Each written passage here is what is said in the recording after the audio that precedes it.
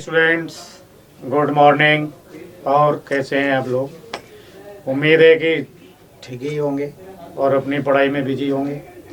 तो चलिए फिर ज़्यादा समय को ना खराब करते हुए हम आपके लिए एक छोटा सा टॉपिक लेकर के आए जिसको कहते हैं इक्विलिब्रियम। इक्विलिब्रियम जैसा सभी जानते हैं कि इक्विलिब्रियम में अगर कोई बॉडी है तो उसका मतलब है कि बॉडी पे लगने वाले नेट फोर्स का अमाउंट क्या होना चाहिए? जीरो। यानी बॉडी पे जितने भी फोर्स लग रहे हैं उन सब का वेक्टर सम जीरो होना चाहिए। यानी जब बॉडी पे कोई भी फोर्स नहीं लगेगा तो फिर बॉडी क्या होगी? इक्विलिब्रियम में होगी। अब इक्विलिब्रियम में बॉडी होगी तो दो कंडीशन हो सकती हैं, या तो बॉडी हमारी रेस्ट पे होगी या मूव कर रही होगी तो विद यूनिफॉर्म वेलोसिटी मूव करेगी।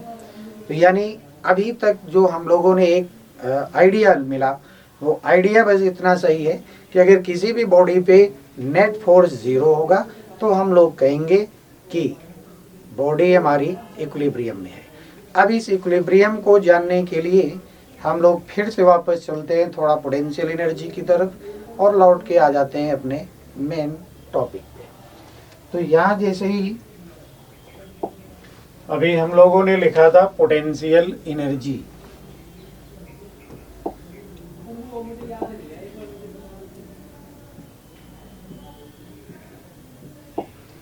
तो देखिए पोटेंशियल एनर्जी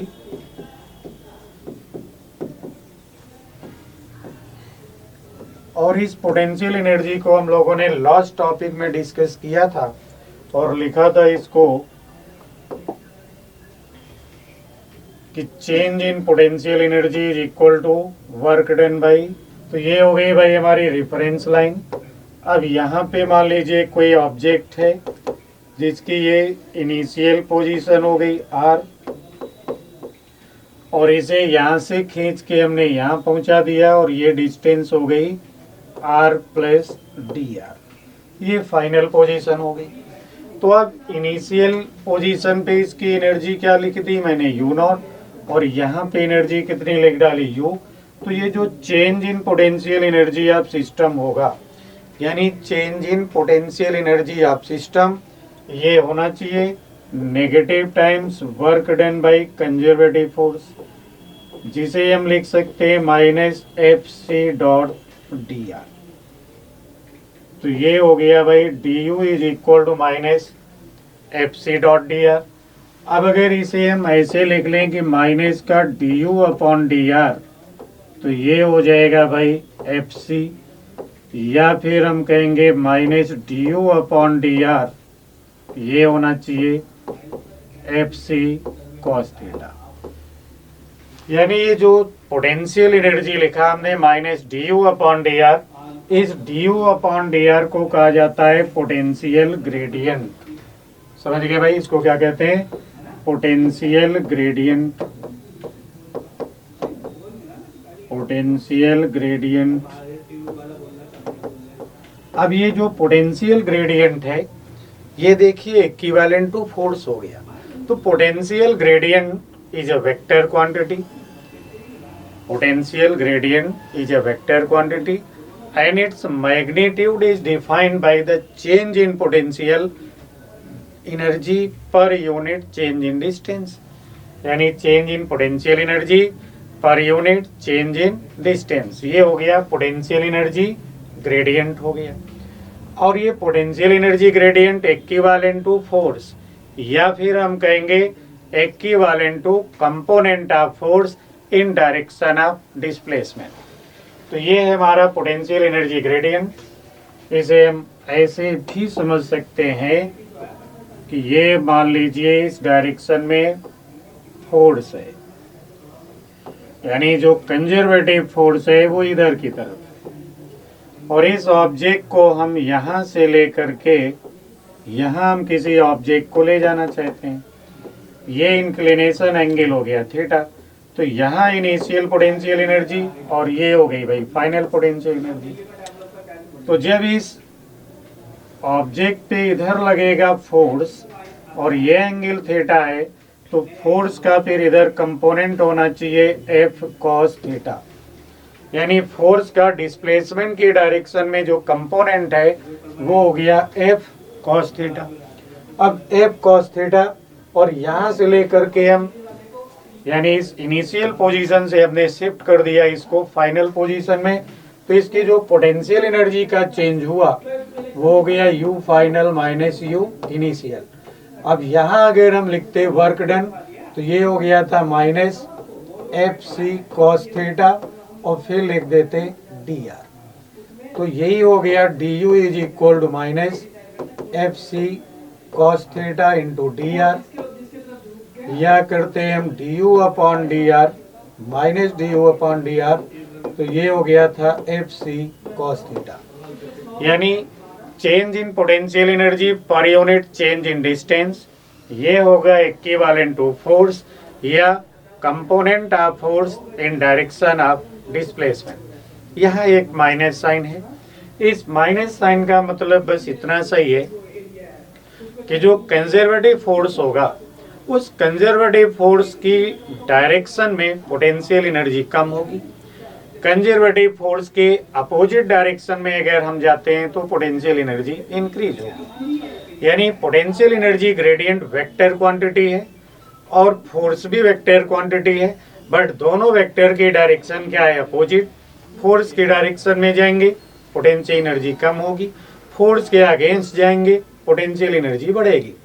जैसे आपने मान लीजिए पहले किसी ऑब्जेक्ट को ग्राउंड से रखा 10 मीटर की हाइट पे, तो आप पोटेंशियल एनर्जी लिखेंगे mg into 10 metre.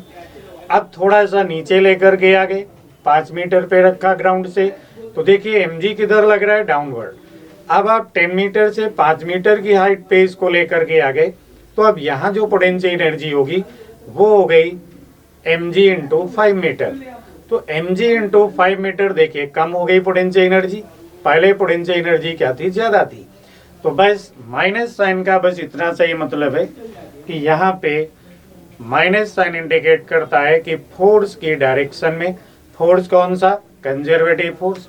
Conservative force आपको कौन कौन से पढ़ने हैं, spring force, gravitational force and electrical force.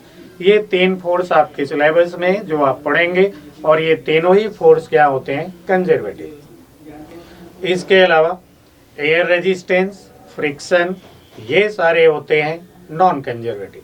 तो यहाँ पे जो पोटेंशियल एनर्जी बेसिकली वर्क होता है कंजर्वेटिव फोर्स का, तो इसलिए हमने यहाँ पे FC लिखा हुआ है, C का मतलब है कंजर्वेटिव फोर्स।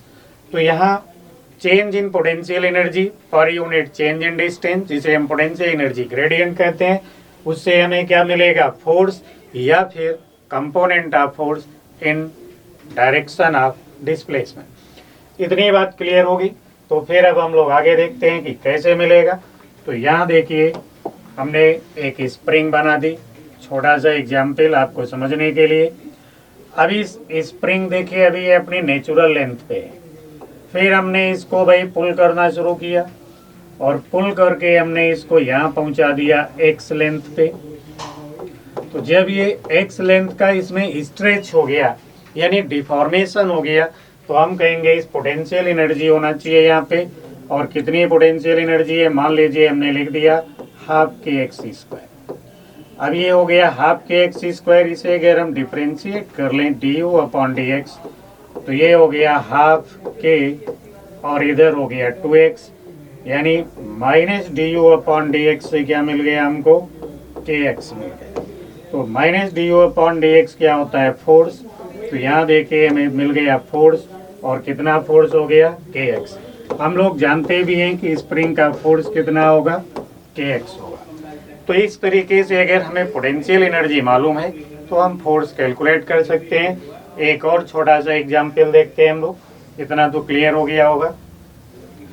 अब और एक छोटे से एग्जाम्पल की बात करें तो चलिए भाई, हमने एक चार्ज यहाँ पे रख दिया Q1 और एक चार्ज यहाँ पे रख दिया हमने Q2। इनके बीच का सेपरेशन क्या हो गया, R। अब ये R हो गया तो इसकी अगर हम पोटेंशियल एनर्जी लिखते तो ये होती Q1 Q2 upon 4 pi epsilon not R square, sorry 4 pi epsilon not R। तो ये इसकी पोटेंशियल एनर्जी हो गई 4 पाई एप्सिलॉन नॉट आर। अब अगर इसे हम डिफरेंशिएट कर लें, इसे हम लिखें D U upon D R, तो D U upon D R हो जाएगा minus Q1 Q2 upon 4 pi epsilon naught R square minus D U upon D R. अगर यहाँ पे हम देखें तो ये हो गया फिर Q1 Q2 upon 4 pi epsilon naught R square. और हम लोगों ने पढ़ा था according to Coulomb's law, force acting between two charges is directly proportional to product of charge and inversely proportional to r square। Constant होता था 1/4 पाई epsilon not. तो ये कूलम्ब फोर्स हमें मिल गया भाई Q1 Q2 upon 4 pi epsilon naught R square. यानी potential energy अगर हमें पता है तो हम वहाँ से फोर्स कैलकुलेट कर सकते हैं, और फोर्स पता है तो हम वर्क निकाल सकते हैं, और वर्क निकालेंगे तो उसका नेगेटिव टाइम्स क्या हो जाएगा, चेंज इन पोटेंशियल एनर्जी। ये तो इतनी बेसिक सी बात हो गई। और अगर देखना चाहें तो एक चीज और देख सकते हैं, ये रेफरेंस लाइन हो गई। इस रेफरेंस लाइन से एच हाइट पे आपने कहा कि जब यहाँ पे होगा तो इसके पास जो पोटेंशियल एनर्जी होगी, क्योंकि रेफरेंस लाइन पे पोटेंशियल एनर्जी क्या बताई थी हमने, 0। तो यहाँ पोटेंशियल एनर्जी क्या होना चाहिए था, mgh। अब अगर इसे हम कर दें D U upon D H, तो D U upon D H क्या हो गया भाई mg minus D U upon D H, ये होता है भाई फोर्स। तो ये मिल गया भाई आपको माइनस mg, यानी फोर्स मिल गया माइनस mg। तो ग्रेविटेशनल फोर्स भी हम लोग जानते हैं कितना होता है, mg होता है। यानी ये 3 के 3 फोर्स हमारे पास में कैसे हैं, कंजर्वेटिव। तो इनका जो भी वर्क होगा वो पोटेंशियल एनर्जी में स्टोर होगा। समझ गए भाई, नेगेटिव टाइम से स्टोर होगा। यानी work done by negative times work done by conservative force is stored in system in form of potential energy. इतनी बात क्लियर हो गई होगी। यानी पोटेंशियल एनर्जी अगर हमें मालूम है तो हम वहाँ से फोर्स कैलकुलेट कर सकते हैं। इसी बात को थोड़ा सा और देख लेते हैं। मान लीजिए हमारे पास में स्पेस में कोई ऑब्जेक्ट है या कोई पॉइंट है, और यहाँ जो इसकी पोटेंशियल एनर्जी है वो x, y, z यानी इन तीनों ही कोऑर्डिनेट पे डिपेंड करती है। यानी स्पेस में कोई पॉइंट है, उस पॉइंट की जो पोटेंशियल एनर्जी है वो potential energy x coordinate, y coordinate और z कोऑर्डिनेट पे डिपेंड करती है। इसका सीधा सा मतलब है कि इस पॉइंट पे कोई 3 डायमेंशनल कंजर्वेटिव फोर्स होना चाहिए। तो अब यहाँ अगर 3 डायमेंशनल कंजर्वेटिव फोर्स होगा तो यहाँ जो पोटेंशियल एनर्जी हमने लिखी वो पोटेंशियल एनर्जी यहाँ क्या हो गई, function of x, y, z। अब अगर इसमें से हम कर लें minus D U upon D X, तो यहाँ से हमें मिलेगा फोर्स का x कंपोनेंट, और इस समय हम लोग कहेंगे कि y एंड z ये कांस्टेंट है। यानी फिर से डिफरेंशिएट करें इसको, minus D U upon D Y कर दें तो यहाँ से हमको मिल जाएगा एफ वाई, यानी फोर्स का वर्टिकल कंपोनेंट, यानी फोर्स का वो कंपोनेंट जो एक्स एक्सिस के अलॉन्ग होगा, लेकिन यहाँ पे एक्स और जेड को कांस्टेंट मानना होगा। ऐसे ही अगर हम लिखें माइनस का D U upon D Z, तो हमें यहाँ से मिलेगा फोर्स का जेड कंपोनेंट, और इस समय हम x और y को कांस्टेंट मानेंगे। तो इस तरीके से अगर हम इसे डिफरेंशिएट कर लें तो हमें फोर्स के तीनों ही कंपोनेंट मिल जाएंगे। किसको डिफरेंशिएट करना है, पोटेंशियल एनर्जी को। पोटेंशियल एनर्जी को डिफरेंशिएट करेंगे तो फोर्स के तीनों ही कंपोनेंट मिल जाएंगे, x component, y component and z component.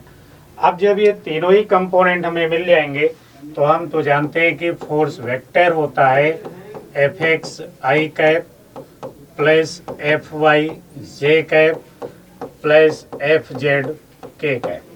अब अगर हमें फोर्स का वेक्टर फॉर्म में लिखना ही है तो हमें ये वैल्यू जो यहाँ से मिली है minus D U upon D x करने के बाद वही लिख दिया हमने आई कैप प्लस, फिर हो गया भाई माइनस का जो D U upon D Y से आपने कैलकुलेट किया है जे कैप, और यहाँ लिख देंगे minus D U upon D Z की वैल्यू, और ये कर दिया के कैप। तो इससे हमें फोर्स वेक्टर मिल गया, यानी वेक्टर फॉर्म में फोर्स मिल जाएगा। अब अगर फोर्स का मैग्नीट्यूड भी निकालना है तो यहाँ पे लिख डालेंगे हम लोग एफ एक्स स्क्वायर लिखा जाता है, तो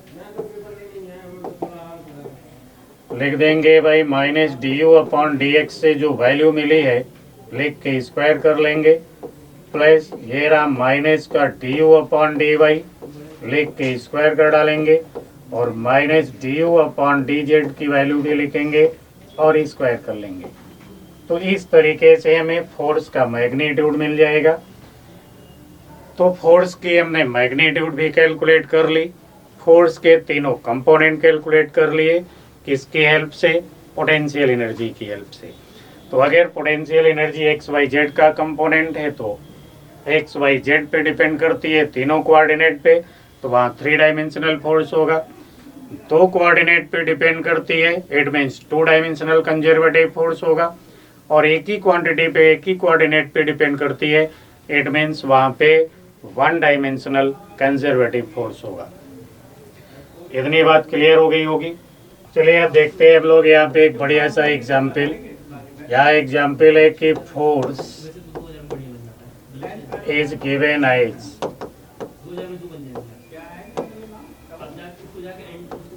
F is equal to Y I cap plus X J cap, then find potential energy, potential energy of system. तो यानी फिर देखिए फोर्स तो हमें गिवन है, अब फोर्स यहाँ पे इस तरीके से दे दिया गया, तो हम यहाँ लिख सकते हैं फोर्स हमें दे दिया गया, तो हम यहाँ पे निकालेंगे भाई D W. D W is equal क्या होगा? F dot D S. तो डिस्प्लेसमेंट वेक्टर, अब देखिए 2 डायमेंशनल फोर्स है, तो यहाँ डिस्प्लेसमेंट वेक्टर क्या हो सकता है? हम कहेंगे डी एक्स आई कैप प्लस डी वाई जे कैप। अब डी डब्ल्यू लिखे तो एफ डॉट डी एस, यानी ये हो गया Y D X plus X D Y. अब इसे अगर इंटीग्रेट कर लें तो ये वर्क मिल जाएगा हमको Y X plus X Y, यानी ये हो गया एक्स वाई। अब पोटेंशियल एनर्जी चाहिए तो लिखते हैं माइनस का डी डब्ल्यू, तो माइनस डी डब्ल्यू करते तो ये हो गया था माइनस 2x वाई। ये हो गई भाई पोटेंशियल एनर्जी। तो इस तरीके से हमने देखे पोटेंशियल एनर्जी कैलकुलेट कर लिया, और फोर्स से हमने पोटेंशियल एनर्जी कैलकुलेट कर ली।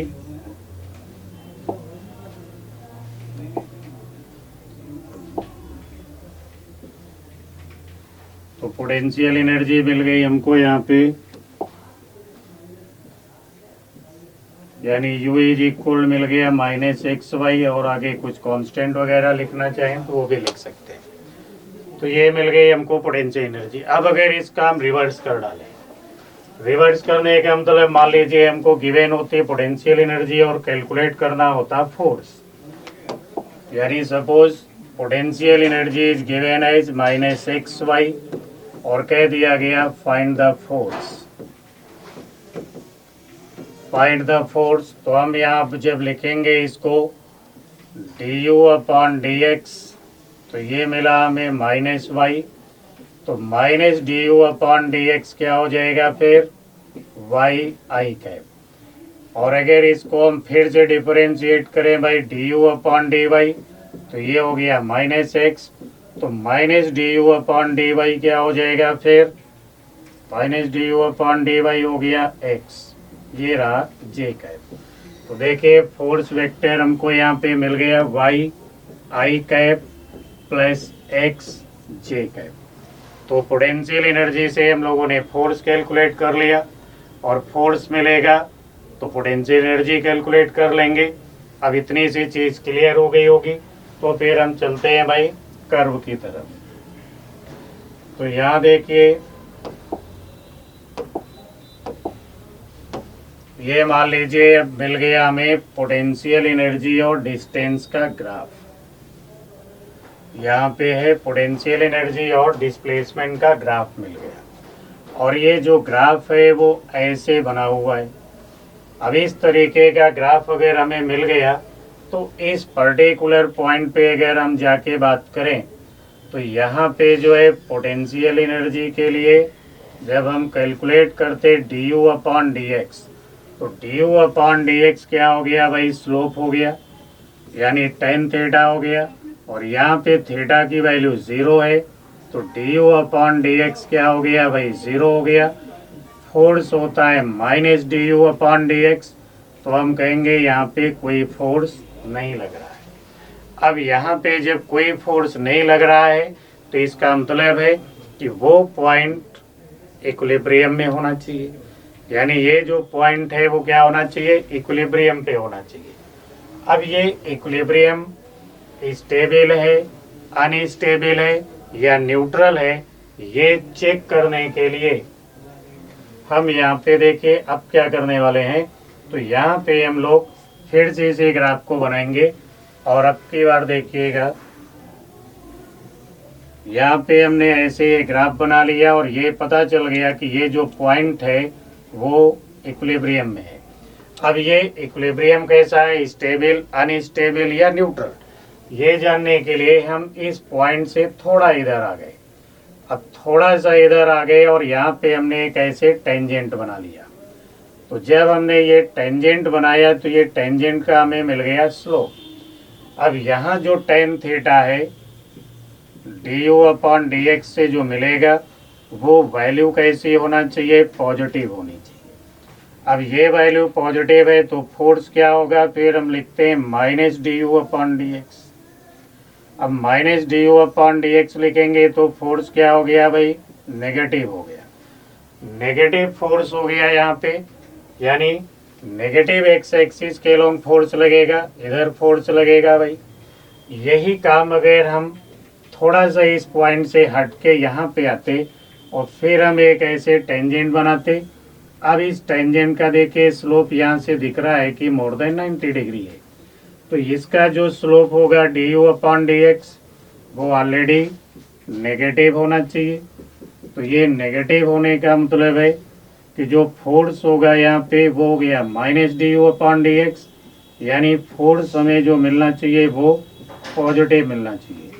तो जब फोर्स हमको यहाँ पे मिलेगा पॉजिटिव, यानी पॉजिटिव एक्स एक्सिस के लॉन्ग इधर लगेगा, तो यहाँ पे सोचना बड़ा आसान हो गया कि इस पर्टिकुलर ग्राफ में ये जो पॉइंट दिख रहा है हमको टॉप मोस्ट पॉइंट पे, यहाँ पे पोटेंशियल एनर्जी तो देखो मैक्सिमम दिख रही है, क्योंकि इधर से पोटेंशियल एनर्जी इंक्रीज हो रही, यहाँ पे मैक्सिमम फिर डिक्रीज हो रही, जैसा ग्राफ से दिख रहा है। तो एक चीज़ क्लियर हो गई कि यहाँ पे अगर कोई पॉइंट है और वो जरा सा भी इधर शिफ्ट होता है तो फोर्स किधर लगेगा, पॉजिटिव एक्स एक्सिस के लो, और अगर इधर शिफ्ट होता है तो फोर्स किधर लगेगा, नेगेटिव एक्स एक्सिस के लो। यानी यहाँ पे जो भी पॉइंट है उसकी पोटेंशियल एनर्जी तो मैक्सिमम है, और ये अनस्टेबल इक्विलिब्रियम हो गया। कैसा इक्विलिब्रियम हो गया, अनस्टेबल इक्विलिब्रियम हो गया। तो ये पॉइंट हमारा अनस्टेबल इक्विलिब्रियम को डिनोट कर रहा है। ऐसे ही दूसरा ग्राफ बनाते हैं, इतनी चीज समझ में आ गई होगी। अब दूसरा देखते हैं भाई, अगर इस ग्राफ को हम ऐसे बना लेते, इस तरीके से अगर हम ये ग्राफ बनाते, अब यहाँ पे हम कोई पॉइंट ले लेते ये, तो इस पर्टिकुलर पॉइंट का जो स्लोप हो गया du/dx वो तो 0 हो गया। फोर्स हुआ करता है -du/dx, तो ये भी क्या हो जाएगा, 0। यानी यहाँ पर भी कोई फोर्स नहीं लग रहा है, फोर्स क्या हो गया, 0, क्योंकि स्लोप 0 है। लेकिन एक चीज़ और भी पता चल गई कि यहाँ पे जो पोटेंशियल एनर्जी है वो सबसे कम है। इधर जाएंगे तो पोटेंशियल एनर्जी इंक्रीज होगी, इधर जाएंगे पोटेंशियल एनर्जी इंक्रीज होगी। तो अब हम इस पॉइंट से थोड़ा इधर आते और यहाँ थोड़ा आने के बाद अगर हम ऐसे टेंजेंट बनाते तो ये जो टेंजेंट का स्लोप है यहाँ पे थीटा, वो क्या हो गया, मोर देन 90 हो गया। तो इसका मतलब है यहाँ जो du/dx होगा वो नेगेटिव होगा। फोर्स कैलकुलेट करते तो होता -du/dx, यानी फोर्स जो यहाँ पे होगा वो पॉजिटिव डायरेक्शन में होगा। कहने का मतलब यहाँ फोर्स ऐसे लग रहा होगा, यानी पॉजिटिव एक्स एक्सिस के लोग। अब अगर हम इस पॉइंट से थोड़ा राइट में यहाँ करके टेंजेंट ड्रॉ करते तो ये जो टेंजेंट का स्लोप है यहाँ पे वो लेस देन 90 डिग्री है। तो इस पॉइंट के लिए अगर हम लिखते du/dx जो tan थीटा होगा, और कैसा होगा भाई, पॉजिटिव होगा, तो फोर्स यहाँ होना चाहिए भाई -du/dx, तो फोर्स हो गया नेगेटिव। नेगेटिव का मतलब फोर्स जो लगेगा वो नेगेटिव एक्स एक्सिस के लो, यानी इधर फोर्स ऐसे लग रहा होगा। तो अब अगर इस पॉइंट को थोड़ा इधर शिफ्ट करें तो ये फोर्स इसको वापस यहीं पे लाएगा, और अगर इधर शिफ्ट करते हैं लेफ्ट साइड में तो पॉजिटिव डायरेक्शन में लगने वाला फोर्स इसको इधर शिफ्ट करके लाएगा। यानी कुल मिला करके ये जो पॉइंट है बॉटम पे जो आपको दिख रहा है, जिसकी पोटेंशियल एनर्जी सबसे कम है, ये पॉइंट होगा हमारा स्टेबल इक्विलिब्रियम में। यानी दो चीज़ें हमें तुरंत पता चल गई कि इक्विलिब्रियम का मतलब नेट फोर्स जीरो, और अगर पोटेंशियल एनर्जी मिनिमम है, पोटेंशियल एनर्जी मिनिमम है तो फिर वो होगा स्टेबल इक्विलिब्रियम में, और अगर पोटेंशियल एनर्जी मैक्सिमम है तो फिर वो ऑब्जेक्ट होगा हमारा अनस्टेबल इक्विलिब्रियम में। यानी सोचने वाली बात है कि मान लीजिए आपके पास में दो ऑब्जेक्ट हैं कोई बड़े बड़े से, एक आपने ग्राउंड पे रखा हुआ है और दूसरा ऑब्जेक्ट जो है वो आपने मान लीजिए रख दिया है किसी पोल के ऊपर।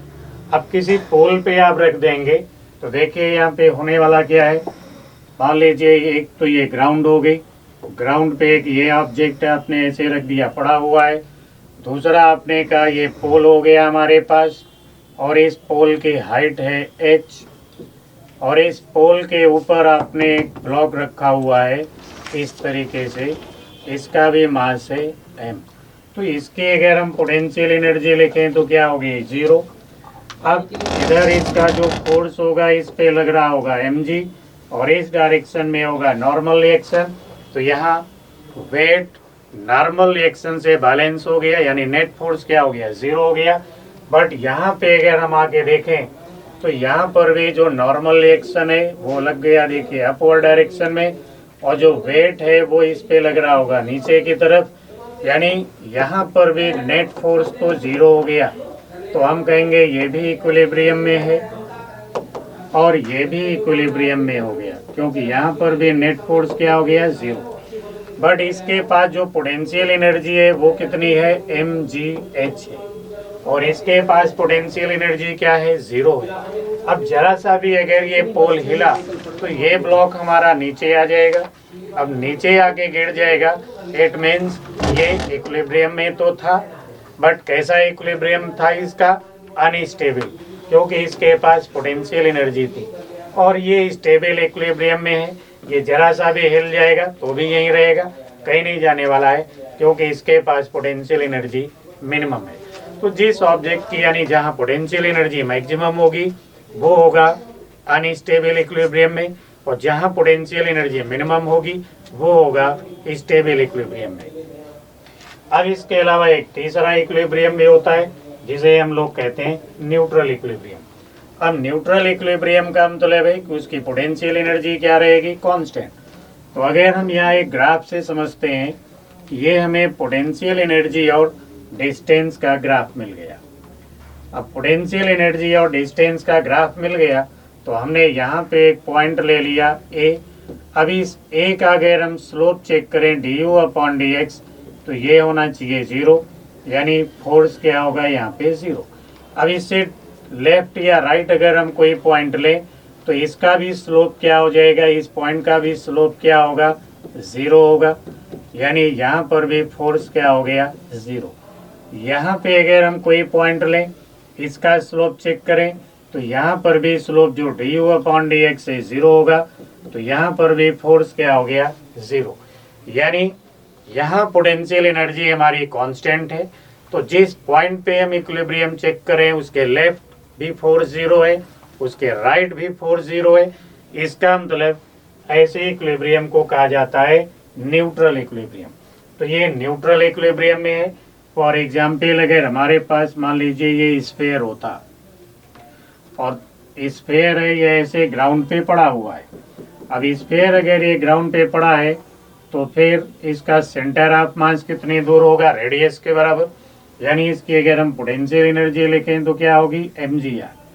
अब इसे अगर हम रोल करवा दें, रोल करा के इसको और थोड़ा सा आगे बढ़ा दें तो ये वहां रुका रहेगा, क्योंकि इसकी जो पोटेंशियल एनर्जी है वो कांस्टेंट है। तो ये न्यूट्रल इक्विलिब्रियम में है, और जिसकी पोटेंशियल एनर्जी मैक्सिमम वो अनस्टेबल इक्विलिब्रियम में है, और जिसकी पोटेंशियल एनर्जी मिनिमम है वो स्टेबल इक्विलिब्रियम में है। एक और एग्जांपल देखते हैं। यानी आपने देखा होगा कि रोड पे कभी कभी आपको इस तरीके से कोन रखे हुए दिखते हैं। अब ये कोन है, मान लीजिए सॉलिड कोन है। अब सॉलिड कोन है ये, तो इसकी जो हाइट होगी ये यहाँ पे इसका होगा सेंटर ऑफ मास, और ये टोटल हाइट अगर h है तो सेंटर ऑफ मास कितनी हाइट पे होगा h/4। इसकी अगर हम पोटेंशियल एनर्जी लिखें तो क्या है mgh/4। और ये ग्राउंड पे रखा हुआ है, तो इसका जो वेट होगा वो नॉर्मल रिएक्शन से बैलेंस हो गया। यानी फोर्स इस पे क्या हो गया 0। तो नेट फोर्स तो 0 हो गया, बट पोटेंशियल एनर्जी क्या है इसकी mgh/4। ये आराम से यहाँ रखा रहेगा पूरा दिन।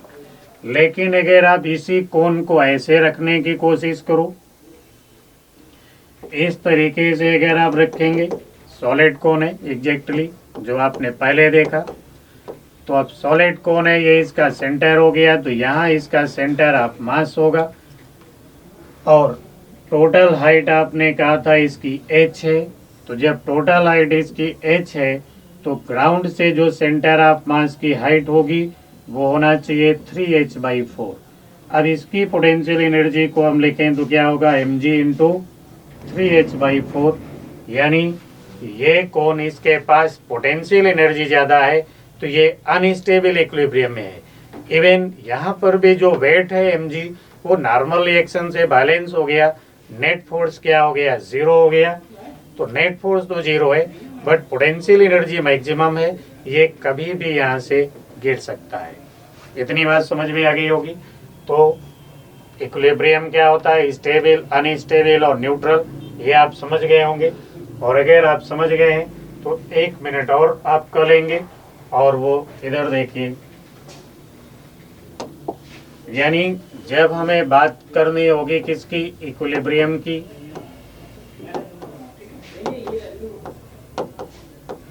तो हम कहेंगे इक्विलिब्रियम का मतलब होगा भाई du/dr इज इक्वल टू 0 होना चाहिए, क्योंकि F होता है -du/dr।